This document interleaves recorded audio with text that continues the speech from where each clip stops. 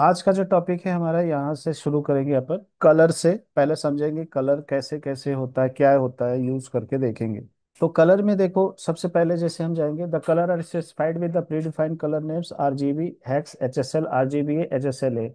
Generally जो हम लोग यूज करते हैं, या तो आरजीबी यूज करते हैं या हेक्स यूज करते हैं। अब क्या है ये हम आगे समझेंगे। तो कलर हम यूज किसके लिए करते हैं? बैकग्राउंड के लिए यूज करते हैं, टेक्स्ट के कलर के लिए यूज करते हैं, और बॉर्डर के लिए यूज करते हैं। जनरली यही होता है। या किसी आइकन वगैरह को चेंज करना हो, उसके लिए करते हैं, अगर हमारे पास एसवीजी है। ठीक है ना? तो इसके लिए हम स्टेप बाय स्टेप इसको समझते हैं क्या है। तो जैसे बैकग्राउंड कलर हमें चेंज करना है कहीं पे भी, ठीक है, तो हम जैसे लगाएंगे H1। जो भी हमने लगाया, जैसे हमने बताया भाई, हमारा ये एलिमेंट है H1। इसके अंदर एट्रीब्यूट है स्टाइल, और यहाँ पर हमारा ये प्रॉपर्टी एंड वैल्यू आ गया। स्टाइल इक्वल टू करके इन लाइन सीएसएस में background dash colour equal to, उसके बाद जो भी कलर नाम देंगे वो आ जाएगा। ठीक है ना? तो अगर इसको हमें चेक ही करना है तो इसको एडिटर पे जाते हैं यहाँ पर। तो आप देखो यहाँ पे जहाँ पे भी आपको लगाना हो, तो मैं एक काम करता हूँ, एक अलग से लगाता हूँ यहाँ पर। एक नया अपना टैग लेते हैं H1 का, और इसको क्लोज कर देते हैं। ठीक है। अब अपन क्या करेंगे यहाँ पे, दिस इज माई हेडिंग। इसको पहले चलाते हैं। देखो ये H1 खाली है। हमें इसमें बैकग्राउंड कलर लगाना है, तो हम क्या करेंगे, इन लाइन सीएसएस लगाना है, तो style equal to double quote में, क्योंकि जितने भी हमारे ये प्रॉपर्टी एंड वैल्यू आते हैं, ठीक है ना, एट्रीब्यूट्स के जो प्रॉपर्टीज होती हैं, ठीक है ना, इसमें हम क्या करेंगे, बैकग्राउंड नेम क्या देंगे, बैकग्राउंड। ठीक है, कलर डैश करके आता है। ठीक है, अगर मैंने इसको कर दिया पिंक कर दिया यहाँ पर, और सेमी कॉलन लगा के, क्या होता है, वो स्टेटमेंट क्लोज हो जाता है। तो ये देखो पिंक में आ गया है। तो इस तरह से हम बैकग्राउंड कलर अपना चेंज करते हैं। ठीक है। दूसरा क्या है, हमारा टेक्स्ट का कलर। अगर हमें टेक्स्ट का कलर करना है, तो बैकग्राउंड कलर नहीं, सिर्फ कलर लिखेंगे। स्टाइल की जगह पे ही अगर हम इसको बैकग्राउंड हटा देते हैं, यहाँ पर देखो कलर किया, तो ये टेक्स्ट कलर पिंक हो गया। अगर मैं इसको ग्रीन कर दूं, तो देखो ये ग्रीन हो जाएगा। ठीक है। तो इस तरह से हम लोग अपने फॉन्ट का कलर, मतलब टेक्स्ट का कलर चेंज करते हैं इनलाइन सीएसएस के जरिए। ठीक है। और किसी बैकग्राउंड का कलर। नेक्स्ट आता है बॉर्डर का कलर। अब हमें बॉर्डर देना है, तो हम क्या करेंगे, अभी इतना ध्यान नहीं देना बॉर्डर बैकग्राउंड, क्योंकि ये सब सीएसएस का टॉपिक है। ठीक है ना? अभी सिर्फ ये समझो कि चीजें हैं क्या, बैकग्राउंड कलर क्या होता है, कलर क्या होता है, बॉर्डर को कैसे कलरफुल बनाएंगे उसके लिए।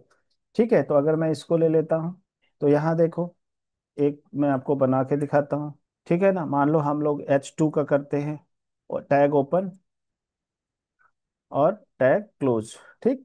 अब हमने क्या किया यहाँ पर, दिस इज माई सब हेडिंग। ठीक है। और रन करते हैं अपन। ठीक। अब इसमें क्या है, हमें बॉर्डर लगाना है जैसे इस तरह से। तो सिंपल, सबसे पहले हम क्या करेंगे, स्टाइल लगाएंगे, अपना नाम देंगे। फिर उसके बाद बॉर्डर, बॉर्डर चाहिए हमें। ठीक है। अब हम क्या करते हैं, 2px, मतलब कितना मोटा चाहिए। आप इसको 1px भी कर सकते हो, जैसे आप एलिमेंटर में करते थे। तो यहाँ हर चीज आप लिख रहे हो। अब अगर आप सॉलिड नहीं लिखोगे, तो उसको समझ में नहीं आएगा कि किस टाइप का आपको बॉर्डर चाहिए। तो अभी सॉलिड ही समझो, और भी तरह के होते हैं, लेकिन वो हम जब बॉर्डर का टॉपिक आएगा तब समझेंगे। फिर उसके बाद आपने कलर दे देना है। इसमें और कुछ नहीं देना होता है, आपको कलर वलर बताना नहीं होता है। बस यहाँ पे बताओ कितना मोटा चाहिए, बॉर्डर चाहिए। सबसे पहले स्टाइल में आपने बता दिया भैया मुझे बॉर्डर चाहिए, फिर उसके बाद बता दिया आपने कितना थिक होना चाहिए। फिर उसके बाद सॉलिड, इसमें डैश भी आता है। ठीक है, इस पर रेड कर दिया। एक मिनट, आया क्यों नहीं, कुछ मिस्टेक कर दी है क्या? ठीक है ना? तो यहाँ पर हमने जब हमने सेमी कॉलन लगा दिया, तो क्या हुआ, वो खत्म ही हो गया। वो वहीं पे टर्मिनेट हो गया। इसको बोल एक्चुअली टर्मिनेटर बोलते हैं। ठीक है ना? तो आपने यहाँ पर लगा दिया इसको। बाकी और भी बहुत सारे आते हैं इसमें, मार्जिन पैडिंग जितना भी करना है। किसी भी चीज में अगर आप इमेज में लगाओगे, जहां भी चाहो ऐसे बॉर्डर लगाओ। और जब उसमें हमें बॉर्डर देना हो और कलर देना हो, तो इस तरह से लिखते हैं। अगर मैं इसको डैश कर देता हूँ, देखो डैश का अलग से प्रॉपर्टी है, इसमें नहीं ले रहा है। तो जब उसका आएगा चैप्टर तो समझेंगे।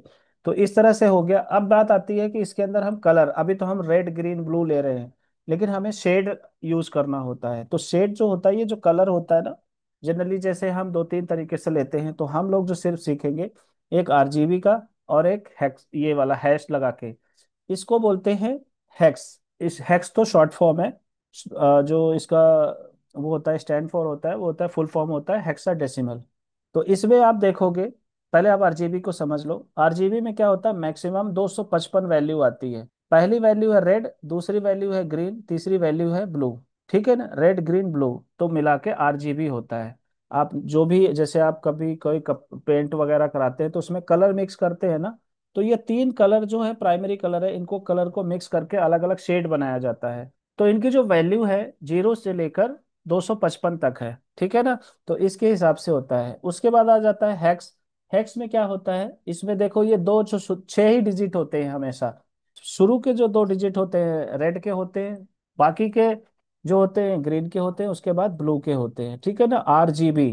ठीक है, तो ये अपना शेड बनता है, इसकी वैल्यू आती है। एक है आरजीबी है, इसको छोड़ दो, एचएसएल इसकी भी मुझे जरूरत नहीं पड़ती कभी। अब अगर हमें आरजीबी कलर देना है, शेड बनाना है, तो हम इस तरह से दे सकते हैं। देखो यहाँ पर, देखो अगर हमें रेड ग्रीन ब्लू नहीं कुछ उसमें अलग अलग करना है, अगर मैं इसी में, देखो ये 255 है, अगर मैं इसको 100 कर देता हूँ, फिर देखो कलर क्या होता है। देखो ये कलर चेंज हो गया, ठीक है, क्योंकि रेड मैंने मिक्स किया।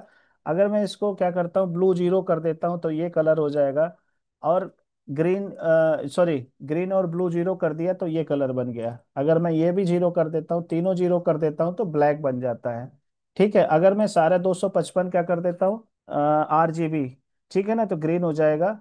यहाँ देखो, सिर्फ ग्रीन की वैल्यू है। अगर मैं इसको थोड़ा सा और कम करना है, जैसे देखो 200 किया, देखो इस तरह से ये डार्क होता जाएगा। डार्क क्यों हो रहा है, क्योंकि 0 की वैल्यू ब्लैक है, तो जैसे जैसे कम होगा ये ब्लैक के नजदीक आता जाएगा।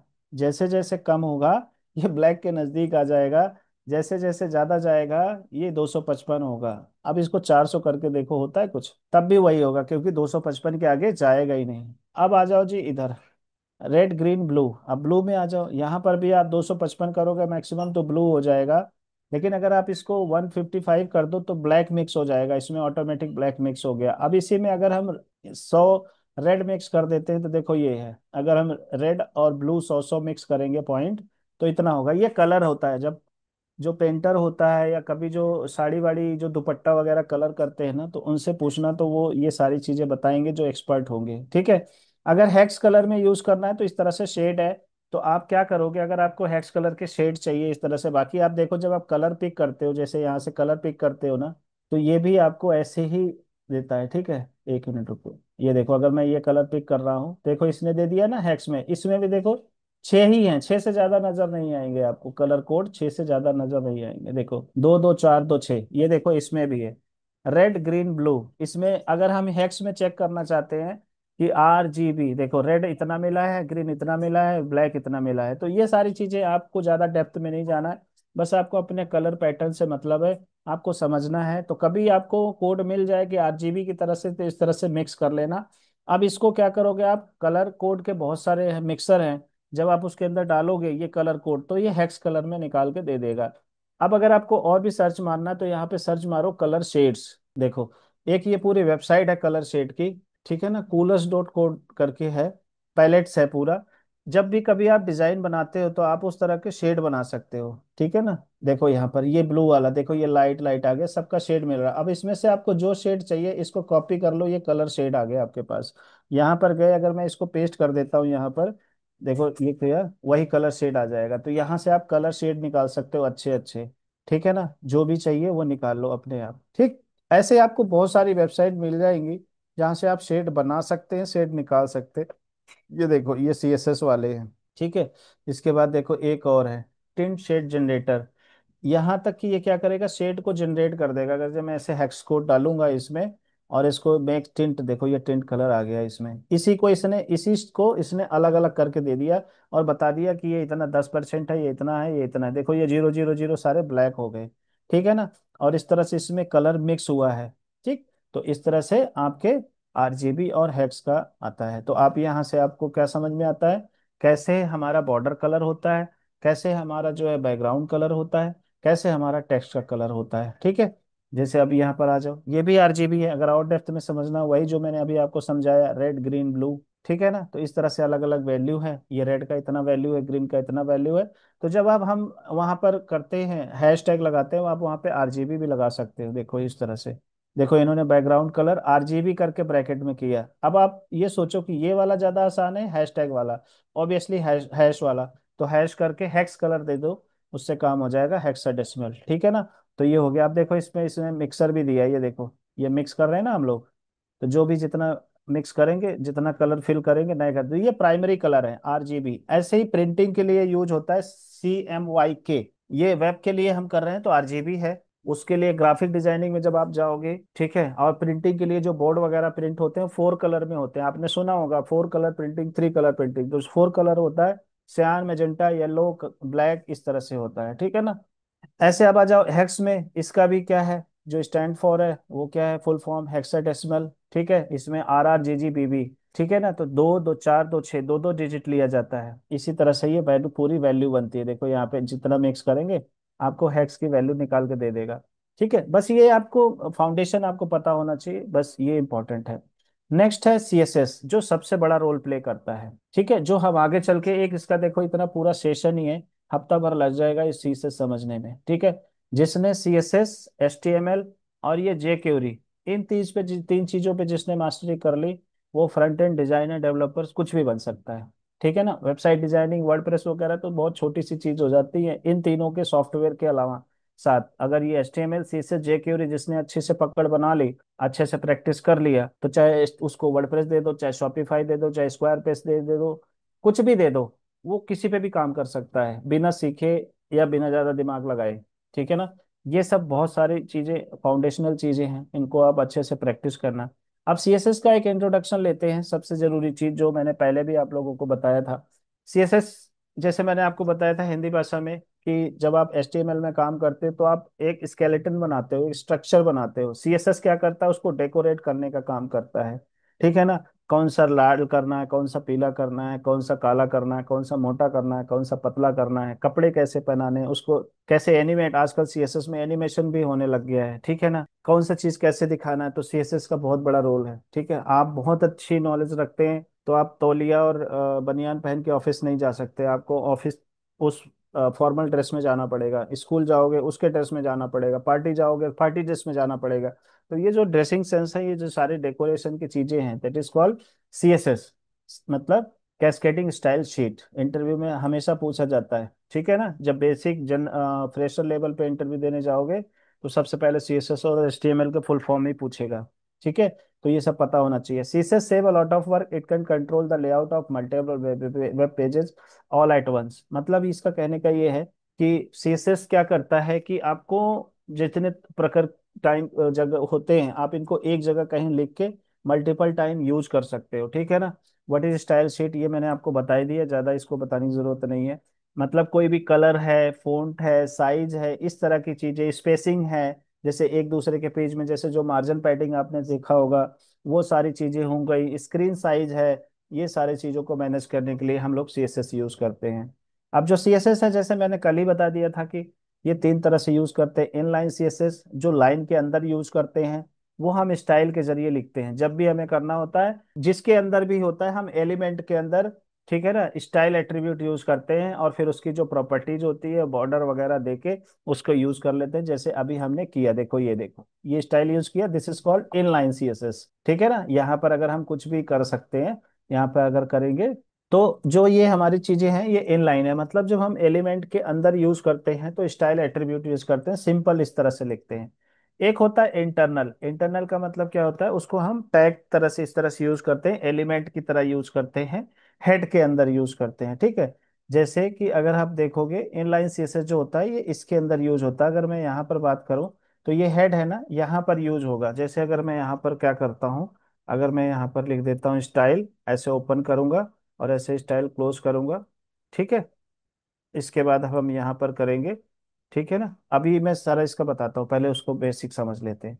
ठीक, एक्सटर्नल में क्या होता है, एक अलग से लिंक होता है, लिंक के अंडर करते हैं लिंक एलिमेंट, उसको जो हमारी CSS की फाइल होती है हम अलग से बनाते हैं उसको एज इट इज। जहां भी, उससे फायदा क्या होता है एक्सटर्नल से, अगर आपके वेबसाइट पे 500 पेज है, 1000 पेज है, ठीक है ना, आपको पता नहीं कि आपने CSS कहाँ कहाँ इस्तेमाल किया हुआ है, तो आप एक जगह चेंज करोगे, हर जगह अपने आप हो जाएगा, ठीक है। तो जैसे ये इनलाइन का है, ये आप लोगों को पता ही है, मैं कल से ही समझा रहा हूँ इसको, ठीक है। अब देखो इंटरनल वाला क्या है, इस तरह से बनता है, ठीक है। तो आपने क्या करना है, ये अपना एलिमेंट लगाना है इस तरह से, टैग ओपन टैग क्लोज। अब हमें अगर बॉडी का मतलब है पूरे पेज का बैकग्राउंड कलर अगर चेंज करना है, तो मैं इसको करता हूँ पूरा कॉपी पेस्ट मार देता हूँ ताकि टाइपिंग बचे। ठीक है। अब इसको समझो, इसको मैं पहले सेव कर देता हूँ और इस वाली फाइल को ओपन भी करता हूँ। ठीक है, ब्राउजर पे तो आपको समझ में आएगा क्लियर। ओपन विथ किया गूगल क्रोम पे, देखो अब क्या हुआ। यहाँ पर है, हमने स्टाइल लगाया, अब हम यहाँ पे कुछ नहीं करेंगे। ठीक है, एक हमने H1 किया है, तो जहां जहां पे भी हम H1, हम इसको बोल रहे हैं भैया जहां जहां पे भी H1 लगे ना, वहां उसका H1 जो है ब्लू में हो जाए। देखो ये H1 है, ये ब्लू हो गया। ये वाला H2 है, अगर मैं इसको भी H1 कर देता हूँ तो ये भी ब्लू हो जाएगा ऑटोमेटिक, क्योंकि हमने पहले ही स्टाइल लगा के दिया है। देखो ये ब्लू हो गया। अगर मैं रेड करूंगा तो H1 यहाँ पर लिखा, और ये जो है बिग वाला parenthesis open parenthesis close, colour colon blue, ये इसका प्रॉपर्टी और ये इसकी वैल्यू। अब मैं इसको कर देता हूँ येलो। ठीक है, या हम यहाँ पर हेक्स कलर भी लगा सकते हैं। देखो ये येलो हो गया, एक ही जगह हो गया सब जगह। यहाँ पर हमने कुछ नहीं किया, बस एक जगह चेंज किया। अगर ये 10 जगह 10 बार 1000 बार यूज होगा ना, तब भी ये ऐसे ही आएगा, एक बार में ही सारा हो जाएगा। ठीक है ना। तो ये हो गया क्या, कौन सा, इंटरनल। तो हम इंटरनल कैसे लगाएंगे फिर से समझते हैं ध्यान से।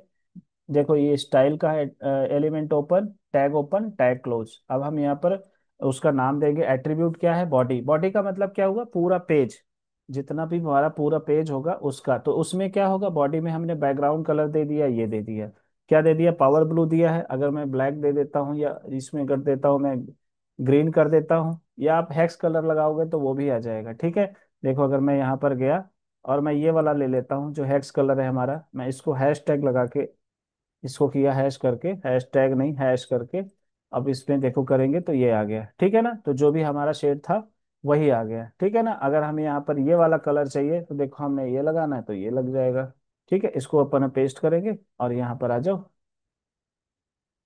ठीक है, तो ये तब होता है जब आप लैंडिंग पेज बनाते हो या न्यूज़लेटर बनाते हो, ईमेलर बनाते हो, जैसे टेम्पलेट वगैरह लोग बनवाते हैं, एचटीएमएल में बनवाना होता है, न्यूज़लेटर बनवाना आता है, जो मेल में बल्क मेलिंग होती है, उस समय पे आपको ये सीएसएस यूज करना पड़ेगा, क्योंकि एज इट इज वहां पर मेल वाले सॉफ्टवेयर में डालना होता है। लैंडिंग पेज बनाओगे तो एक ही पेज की वेबसाइट है, तो उसके लिए अलग अलग आप फाइल नहीं बनाओगे, यही बना लोगे, एक ही पेज में सारा काम हो जाएगा। ठीक है ना। जब हमारे पास बहुत सारे पेज होते हैं तो फिर आपको इसको एक्सटर्नल में यूज करना होगा। तो हम क्या करेंगे, यही चीज एज इट इज क्या करेंगे, एक नई फाइल लेते हैं और यहाँ पर पेस्ट कर देते हैं एज इट इज। अभी रुको करते हैं, पहले यहाँ चलते हैं, ये क्या बोल रहा है इसको समझते हैं। तो इन लाइन हो गया, ये इंटरनल हो गया। अब एक्सटर्नल का समझो, एक्सटर्नल में क्या है, इसको आपको हेड सेक्शन में लगाना होता है। तो कैसे लगाना होता है, एक लिंक का एट्रीब्यूट होता है। ठीक है, ये देखो यहाँ पर गए, अब हम क्या करेंगे, ये हेड में ही ये हेड हटा देते हैं। ठीक है, लिंक है। ठीक, लिंक लगाएंगे, फिर आरईएल इसका एट्रीब्यूट है और यहाँ पे स्टाइल शीट दे देंगे, ताकि इसका रिलेशन, आरईएल का मतलब होता है रिलेशन, इससे बताएं कि भैया हम यहाँ पर स्टाइल शीट है हमारे पास एक फाइल, उसको स्टाइल्स दे सकते हो, आप अपना नाम भी दे सकते हो, और डॉट सीएसएस करके। एचआरईएफ का मतलब होता है उसका पाथ। ठीक है, यहाँ से पाथ होता है। तो हम क्या करेंगे, एक फाइल बनाएंगे इसी नाम से, जिस नाम से ये है। तो जरूरी नहीं कि आप भी स्टाइल्स बनाएं, आप स्टाइल भी बना सकते हैं। मैं इसको सेव करता हूँ इस फाइल को, यहाँ पर गया मैं सेव एज करता हूँ, और इसको यहाँ पर गया डॉट सी एस एस कर दिया, और यहाँ पर हम ऑल टाइप करके तब फिर करेंगे, इसका नाम दे दिया styles dot C S S. ठीक है, अब क्या होगा कि अभी हमने सीखा कि जब हम यहाँ पर सी एस एस लिखते हैं या हेड में लिखते हैं, यहाँ पे लिखते हैं तो इनलाइन, यहाँ पे लिखते हैं तो इंटरनल। अब हम कर रहे हैं स्टाइल शीट यहाँ पर, तो इससे क्या होगा कि आज first dot H T M L है, कल को second dot H T M L होगा। अब मैं क्या करता हूँ, एक फाइल और बना लेता हूँ। ठीक है, तो आपको ज्यादा क्लियर होगा, इसका नाम रख देते हैं second dot H T M L. ठीक है, रुको,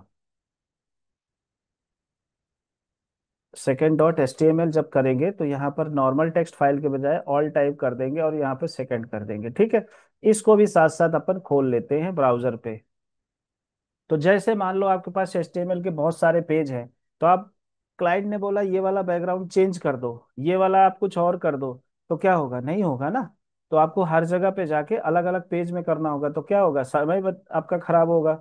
ठीक है, तो उसके लिए हम क्या करेंगे, एक जगह चेंज करेंगे, पूरी वेबसाइट में हो जाएगा। जैसे आपने वर्डप्रेस में जब आप गए थे, तो आप global colour, global font size, global margin, padding, background, ये सब आप बटन बनाते थे ना, एक जगह पे आप स्टाइलिंग करते थे, पूरी वेबसाइट में चेंज हो जाता था। कस्टम सीएसएस जब आप बनाते हो, एक जगह आप लगाते हो, तो वो क्लास जहां जहां पे यूज करते हो आपको पता है कि कहाँ पर वो सेव हो रहा है, तो वो एक स्टाइल शीट की फाइल में जाके सेव होती रहती है। और फिर आप क्लास लगाते हो, तो यहाँ पर आ गया वही क्लास वाला सिस्टम ऐसे ही काम करता है, ठीक है। तो हम क्या करेंगे, हमने लिंक लगा दिया, तो हमने क्या किया, यहाँ पर देखो एक ये लिंक लगा दिया, इसी को एज इट इज कॉपी करते हैं और यहाँ पर भी पेस्ट कर देते हैं, ठीक है। अब देखो, आपका सेकंड में भी वही चीज है, फर्स्ट में भी वही चीज है। तो सेकंड वाले में मैं क्या करता हूँ, कंटेंट थोड़ा चेंज कर देता हूँ। हेलो, यहाँ कर देता हूँ हाउ आर यू। ठीक है, ताकि थोड़ा आपको डिफरेंस नजर आए, यहाँ ये है, यहाँ ये है, लेकिन टैग दोनों है, ये दोनों भी H1 है, ये दोनों भी H1 है, ठीक है ना। नेक्स्ट देखो, अब क्या कह रहा है कि एक अलग से आप फाइल बना लो जिसका extension dot C S S हो। डॉट सी एस एस का मतलब होता है कैस्केडिंग स्टाइल शीट, मतलब उसका फाइल एक्सटेंशन। HTML से पता लगेगा हाइपरटेक्स्ट मार्कअप लैंग्वेज वाली फाइल है। अब हम क्या करते हैं, ये C S S as it is copy paste मार देते हैं। ये मैं कॉपी पेस्ट डायरेक्ट इसलिए मार रहा हूँ क्योंकि अभी सी एस एस का पूरा चैप्टर पढ़ा है, इसको ले जाएंगे हम सी एस एस में, ठीक है। अब यहाँ पर हमने क्या किया, body background colour power blue, ठीक है।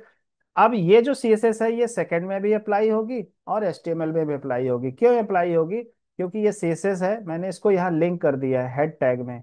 हमने बोला कि भैया देखो, style dot C S S में जो भी काम होगा ना, हर जगह अप्लाई होगा एक जगह से, ठीक है। अब अपन आ जाओ यहाँ पर, रिफ्रेश करो, देखो यहाँ पे भी वही, रिफ्रेश करो, देखो यहाँ पे भी वही। देखो H1 जहां जहां पे लगा है उसका कलर ब्लू हो गया है, इसका भी। अब हम क्या करते हैं, देखो, अब मैं क्या करता हूँ, स्टाइल शेड में बैकग्राउंड कलर हमें किसी ने बोला सी ग्रीन कर दो, ठीक है।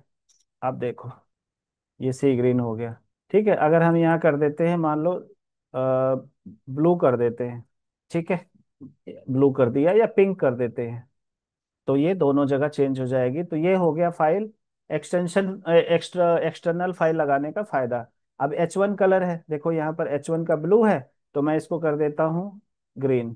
तो जहां जहां पे भी H1 टैग लगा है, देखो यहाँ पर इतने सारे H1 टैग लगे हैं, ठीक है, ये सारे H1 है। मैं इसको H2 कर देता हूँ, एक को H2 कर देता हूँ बीच वाले को, ठीक है। आ गया, यहाँ पर आ जाओ, H1 आ गया। अब इसको आ जाओ, रिफ्रेश करते हैं, देखो ये, ठीक है। यहाँ पर देखो सारे H1 है। अब यहाँ देखो कुछ जो H2 होंगे उसका कलर अलग हो गया, बाकी H1 वाले सारे एक हो गए। तो एक जगह से हम कंट्रोल करेंगे अपने CSS को। पी टैग का जितने भी टैग वगैरह लगाना है, तो इसमें सिंपल सा कुछ नहीं करना है, बस आपको क्लास का नाम देना है। तो ये सारे ना कुछ यूनिवर्सल क्लास के नाम है, बॉडी H1P। आप अपना भी बना सकते हो, ठीक है ना। वो कैसे बनाना, कैसे लगाना, आगे समझेंगे। जो आप क्लास बनाते थे, तो यहाँ पर आप क्या करोगे, डॉट लगा के करोगे, ठीक है ना। फिर उसका अलग से प्रोसेस है, वो CSS वाले क्लास में अपन समझेंगे। तो ये हो गया हमारा CSS लगाने का तरीका।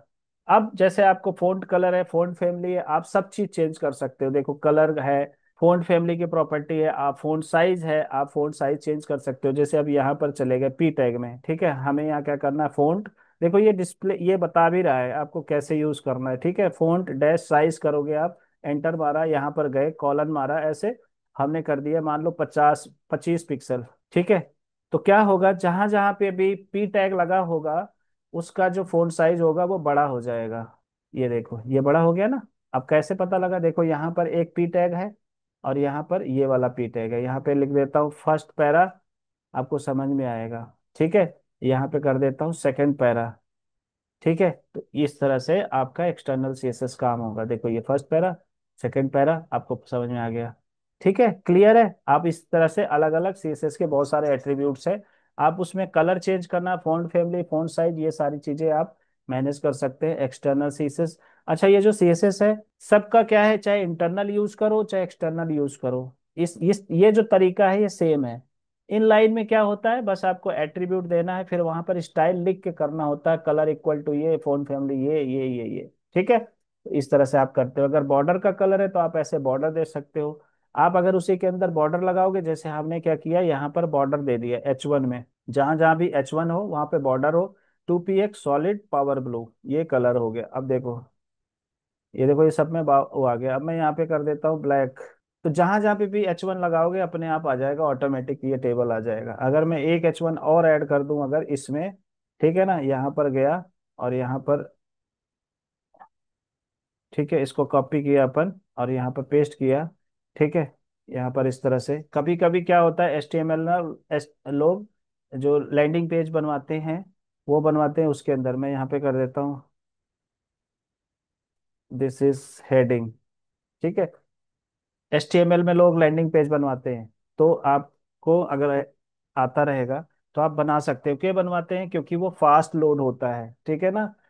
अगर आपका वर्डप्रेस का पेज 3 सेकंड में होगा, 5 सेकंड में होगा, तो ये 1 सेकंड में लोड हो जाएगा। जितनी फास्ट लैंडिंग पे, कोई लैंडिंग पेज पे जब कोई जाता है तो पैसा खर्च करता है। अगर आदमी 10-20 रुपए, 50 रुपए खर्च किया है, फिर लैंडिंग पेज पे अपने विजिटर को ले जाएगा, और अगर वो बंदा लोडिंग की वजह से स्किप करके चला गया, तो समझ लो कि उसका कितना नुकसान हो गया, ठीक है। इसी तरह से आप इसमें बॉर्डर लगा सकते हैं, पैडिंग लगा सकते हैं, ठीक है ना। आप चाहते हो जैसे पी टैग है या H1 में ही है, आप पैडिंग लगाना चाहते हो कि जहां जहां पे भी जाए पैडिंग देना है, ठीक है ना। हमने पैडिंग दिया। अब ये पैडिंग अगर आप सिंपल ऐसे कॉलम लगा के अगर हमने 10 पिक्सल कर दिया तो ये चारों तरफ ले लेगा, ठीक है।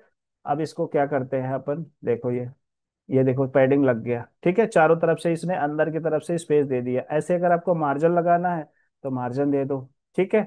ये देखो ये मार्जिन हो गया, ऊपर से हो गया बाहर, मतलब बाहर से आएगा, जहां भी H1 लगेगा उसके बाहर से। अगर मैं इसको 20 कर देता हूँ, ठीक है, ये देखो आ गया। अब अगर आप चाहते हो कि इसमें लेफ्ट राइट, तो आप यहाँ क्या कर सकते हो, माइनस करके लेफ्ट कर सकते हो। देखो लेफ्ट राइट जो भी साइड देना है वो दे दो। दूसरा तरीका ये होता है कि एक इसमें क्या होता है, ये क्लॉकवाइज चलता है। क्लॉकवाइज में क्या होता है, पहला जो होता है राइट होता है, फिर देखो जैसे घड़ी चलती है ना, देखो ऐसे ऐसे, ये इस तरह से चलता है। पहला नंबर ये राइट का हो गया, और जो दूसरा वाला आएगा वो क्या होगा, टॉप का आएगा, फिर लेफ्ट का आएगा, बॉटम का आएगा, ठीक है। अब इसको ऐसे रहने देते। सो इस तरह से आप इसमें मार्जिन पैडिंग वगैरह लगा सकते हैं। बाकी CSS की क्लास में डिटेल में समझ में आएगा। अभी सिर्फ ये समझो कि कौन सी चीज़ क्या होती है विशेष। मार्जिन भी मैंने आपको बता दिया, ये भी हो गया। फिर एक्सटर्नल CSS है, देखो ये आपको अगर किसी, मान लीजिए कहीं और भी आपका जो फाइल है, लिंक है, वो कहीं और है, तो आप इस तरह से उसका पूरा पाथ दे सकते हैं। अगर आपका जैसे कई फोल्डर में है तो आप यहाँ पे ऐसे स्लैश लगा के फोल्डर दे सकते हैं। कई बार क्या होता है, अभी जैसे हमारी CSS की फाइल है, इसको डिलीट मार देता हूँ, अभी हमारी CSS की फाइल यही है। कई बार आपने देखा होगा कि यहाँ पर एक फोल्डर बन जाता है जिसका नाम है CSS, ठीक है। तो आपके पास बहुत सारी CSS की फाइल है, हमने क्या किया, इसको उठा के यहाँ पर रख दिया, इसके अंदर डाल दिया, तो हमारा ये CSS का अलग से फोल्डर बन गया। इधर सारे पेजेस आ जाते हैं। अब देखना ये काम नहीं करेगा, सारा उजड़ बिजड़ जाएगा। क्यों जाएगा? क्योंकि पाथ अलग हो गया। तो पाथ के लिए हमें क्या करना पड़ेगा, अगर सिंगल फोल्डर है तो हमें इस तरह से आगे पीछे स्लैश लगाना पड़ेगा। अपन चलते हैं यहाँ पर जो पाथ बना हुआ है, देखो ये पाथ भी चेंज हो गया था।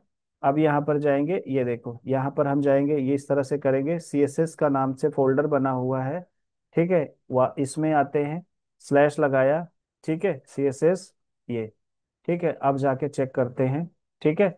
वापस देखो सारा काम करेगा। काम क्यों नहीं किया भाई, क्या मिस्टेक कर दिया हमने?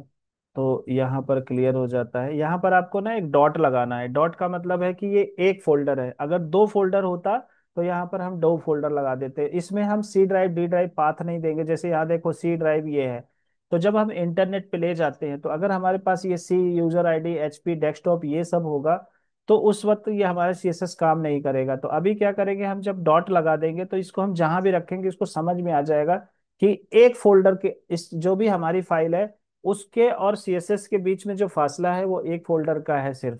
अगर फोल्डर के अंदर फोल्डर रखना है तो डबल CSS लगाएंगे। इसने नहीं किया, पता नहीं इसने इसका कैसे काम कर रहा है, ठीक है ना। तो इस तरह से आपको अगर हम समरी समझाए, तो HTML जो होता है स्टाइल एट्रीब्यूट इनलाइन के लिए होता है। स्टाइल टैग इस तरह से टैग की तरह, यू एलिमेंट है, इस तरह से यूज होता है। लिंक आप लगा सकते हैं। लिंक का मतलब ये जो इसे देखोगे आप यहाँ पर, अरे एल यहाँ पर आ जाओ, कहाँ गया, नहीं नहीं, इसमें है ही नहीं, चलो जाने दो इसको, लिंक का आगे आएगा, इधर है।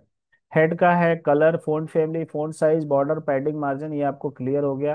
तो ये CSS का जो पहला चैप्टर है। वैसे तो इसमें पूरा आपको 1 हफ्ता लगेगा, लेकिन अभी ये थोड़ा सा इंट्रोडक्शन आपको मिल गया, ताकि कल को हमें लेआउट वगैरह बनाना हो HTML में तो आप बना सके, स्ट्रक्चर बना सके, ठीक है।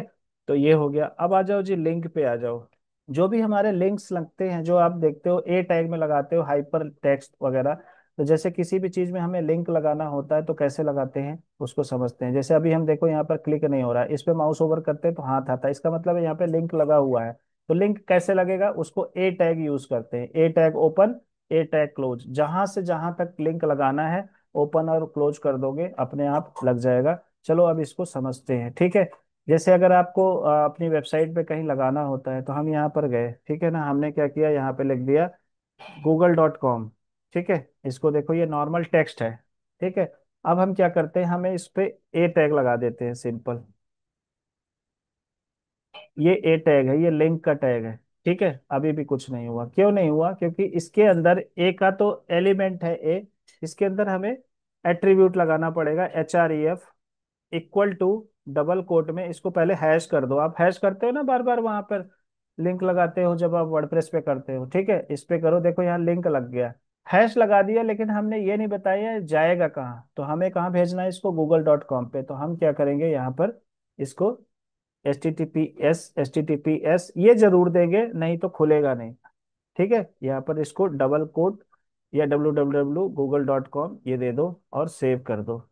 इसको देखो, इस पे क्लिक किया, google.com खुल जाएगा। यहाँ नहीं खुलेगा, अगर हम अपने पे अगर करेंगे, अपनी फाइल में यही सेम चीज करेंगे। यहाँ पर कर लेते हैं, मान लो यहीं पर अगर हमें लिंक बनाना है, H1 पे ही लिंक बनाना है, तो हमने यहाँ पेस्ट कर दिया। ठीक है, और यहाँ पर कर देते हैं। ठीक, इधर आ जाते हैं और रिफ्रेश करते हैं, देखो ये आ गया, ये भी आ गया यहाँ पर, और इस पे क्लिक करेंगे, google.com खुल गया। जो भी वेबसाइट खोलना है, अगर आपको मान लो हमारी वेबसाइट खोलना है, फिनल इन्फोटेक खोलना है, तो आप उसका URL यहाँ से कॉपी कर लो एज इट इज, और यहाँ पर जाके पेस्ट कर दो। ठीक है, लिंक पेस्ट कर दो यहाँ पर। ठीक है, ये पूरा आ गया, HTTPS:// ये जरूर होना चाहिए, अगर नहीं हुआ तो लिंक काम करेगा नहीं। ठीक है, तो ये चीजें आपको पता होनी चाहिए जब आप वर्डप्रेस में करोगे। ठीक है ना, तो आपको क्लियर होना चाहिए कि कहाँ लिंक लगाना है। अगर कभी मैनुअली लगाना पड़े तो कैसे लगाओगे, तो आप इस तरह से लगाओगे, देखो google.com पे क्लिक किया तो हमारी वेबसाइट खुल के आ गई। ठीक है ना, तो इस तरह से आपका लिंक का काम होता है। ठीक है, तो ए टैग हो गया हमारा। ठीक है, HREF क्या हो गया, हमारी एट्रीब्यूट हो गया, और उसके अंदर ये हमारा प्रॉपर्टीज और वैल्यू जो भी है हम देखेंगे। ठीक है, and unvisited link is underline and blue. अच्छा, अब इसको समझना है, जब भी आप गए देखो ये अंडरलाइन हो जाता है और ब्लू में हो जाता है बाय डिफॉल्ट। अब इसको कैसे कंट्रोल करना है, visited link underline and purple, जैसे अगर हमने क्लिक किया तो देखो पर्पल हो गया। अगर मैं इसको ऐसे एक बार रिफ्रेश कर देता हूँ, नया बनाता हूँ, देखो ये कह रहा है कि इसको हम जब पेस्ट कर देते हैं, जैसे ये पर फ्रेश हो गया यहाँ पर, इधर। ठीक है, उसके बाद कह रहा है active link is underline and red. अगर मैं इस पे माउस ओवर करता हूँ तो ये देखो, जब हमने इस पे क्लिक किया था, देखो अभी अंडरलाइन रेड हुआ था, देखो ये हो गया ना। ये एक्टिव क्लिक है, एक्टिव का मतलब है कि एग्जैक्टली आपने इस पे क्लिक किया है। तो ये बाय डिफॉल्ट होता है, जब आप बनाते हो तो कहने का मतलब बाय डिफॉल्ट ब्लू होता है, अगर आपने क्लिक कर लिया तो पर्पल हो गया। और जब आप एक्टिव होता है, एक्टिव का मतलब होता है जैसे आपने यहाँ पे माउस ओवर किया और आपने क्लिक किया जिस पेज पे हो, देखो अभी मैं HTML पेज पे हूँ तो ये एक्टिव दिखा रहा है। तो ये एक्टिव की क्लास होती है, इसके तीन चीजें होती है। ठीक है, इसके बाद क्या होता है, टारगेट। टारगेट का मतलब है कि जैसे आपने क्लिक किया यहाँ पर तो यहीं का यही खुल गया, आपको कहाँ खोलना है, नेक्स्ट टैब में खोलना है या सेम जगह खोलना है। तो सेल्फ, ब्लैंक, पेरेंट, टॉप, दो तरह से होता है। मेन क्या काम आता है हमारे को, सेल्फ और ब्लैंक ही काम आता है। Default, open the default same window, जो मैं अभी क्लिक कर रहा हूँ जो डिफॉल्ट होता है सेम विंडो में ओपन होता है। अगर आपको open the document in new window और न्यू टैब तो ब्लैंक लगा देंगे। ठीक है ना, open the document in the parent frame इसको छोड़ दो, open the document in the full body of the window इसको भी छोड़ दो। अभी सिर्फ हम ब्लैंक की बात करते हैं। तो अगर हम जैसे यहाँ पे टारगेट इक्वल टू ब्लैंक कर देते हैं, और ब्लैंक का भी देखो अलग है, इसके अंदर हम जाएंगे और इसको क्या करेंगे हम, इसके बाद डबल कोट के बाद हमने टारगेट कर दिया ब्लैंक, और अंडर स्कोर करके करेंगे। ठीक है, तो अभी देखो हम नीचे जाएंगे, देखो टारगेट दिया, इस पे किया तो देखो नए टैब पे खुला, लेकिन इस पे क्लिक किया तो वहीं पे क्लिक किया। बाय डिफॉल्ट जो है सेल्फ है, समझ गए, बाय डिफॉल्ट तो हमें सेल्फ लिखने की जरूरत ही नहीं। जब हमें नए टैब पे खुलवाना हो तो हम ब्लैंक लगा दे। आप देखो वर्डप्रेस पे भी जब करते हो तो इसी तरह से होता है कि नहीं होता है, आप देखते हो ना, जैसे कोई लिंक लगाना होता है तो वहां पर आ जाता है कि कौन सा टारगेट हमें देना है। ठीक है ना, तो इस तरह से ये आपका काम करता है। ये हो गया हमारा लिंक। ठीक है, अब इसमें भी आप देखो दो तरह के लिंक होते हैं, एक होता है एब्सोल्यूट और एक होता है रिलेटिव। एक होता है क्या, एब्सोल्यूट, एक होता है रिलेटिव। एब्सोल्यूट का मतलब क्या होता है, एग्जैक्ट आप पाथ दे देते हो जहां पर आपको ले जाना है। रिलेटिव का मतलब क्या होता है, आप क्या कर सकते हो, इसको ध्यान से सुनना, इसको आप पेज के साथ कनेक्ट कर सकते हो। जैसे अभी हमने CSS लगाया तो हमने पाथ दिया, सो दैट इज रिलेटिव। अब जैसे हमारे पास यहाँ पर है, हम क्या चाहते हैं कि हमें जो सेकंड वाला पेज है, जब हम यहाँ पर एक सेकंड वाला पेज का नाम दे दूं तो वो सेकंड पे चला जाए, और जब सेकंड पे हम यहाँ फर्स्ट लिखे तो वो फर्स्ट पे आ जाए। ठीक है ना, तो इसको क्या बोलते हैं कि रिलेटिव लिंक बोलेंगे। तो ये ध्यान रखना, इंटरव्यू में ये सारी चीजें बहुत जरूरी बहुत ज्यादा पूछे जाते हैं, तो हम क्या करते हैं, इस वाले पूरे को कॉपी कर लेते हैं। ठीक है। और यहाँ पेस्ट कर लेते हैं। ठीक है। यहाँ पे अपन पेस्ट कर लेते हैं। इसको हमने दे दिया फर्स्ट, इन दोनों को दे दिया, इसका नाम दे दिया फर्स्ट पेज, फर्स्ट पेज। और इसका दे दिया सेकंड पेज, ध्यान से देखना, सेकंड पेज। ठीक है। हमें क्या करना है, रिलेटिव लिंक लगाना है। कैसे लगाना है पहले फिर से समझ लो। तो इसने क्या किया, वही जैसे सीएसएस लगाया था हमने, हमने सिर्फ, अगर हम सेम फोल्डर में, किसी फोल्डर में नहीं है तो हम ये स्लैश नहीं लगाएंगे। अगर हम बाहर हैं, एक साथ हैं, तो हम सिर्फ फाइल का नाम दे देंगे। ठीक है। तो हमने क्या किया, यहाँ पर दे दिया हमने, यहाँ पर ये फर्स्ट पेज है, इसको दे दिया हमने क्या नाम दे दिया, सेकंड। इस फर्स्ट वाला है तो first dot H T M L. ठीक है। और इसको दे दिया second dot H T M L. क्या दे दिया, second dot H T M L. ठीक। अब इसको देखो सेव करते हैं, अब यहाँ देखते हैं क्या होता है, फर्स्ट वाले में आते हैं। देखो ये लिंक बन गया, ये तो हम यहीं पर है, सेकंड पे गए, देखो ये सेकंड वाला पेज आ गया, ये वाला एक है ना। अब हम क्या करते हैं, वापस जाते हैं, यही जैसे नेविगेशन बनाने ऐसे नेविगेशन बनता है एचटीएमएल पेज पे, यहाँ गए, सेकंड वाले पेज में भी हमने पेस्ट कर दिया सेम चीज, ये देखो यहाँ पर आ गए। अब देखो यहाँ पर रिफ्रेश किया, देखो यहाँ फर्स्ट पेज सेकंड पेज आ रहा है, यहाँ पर भी आ रहा है। इस पे क्लिक किया, जैसे हम फर्स्ट पेज पे, देखो फर्स्ट पेज आ गया, यहाँ फर्स्ट डॉट एचटीएमएल आ गया। सेकंड पे गए, देखो एक ही, अब ये पूरी वेबसाइट बन गई एक तरह से। तो ये इसको कौन सा लिंक बोलेंगे, कौन सा लिंक बोलेंगे इसको, रिलेटिव लिंक। तो आपसे अगर कोई पूछे तो एब्सोल्यूट का मतलब क्या होता है, एग्जैक्ट पाथ देना। रिलेटिव का मतलब होता है जो पेज के अंदर ही सारा काम करना, एक दूसरे के साथ लिंक करना। ठीक है ना।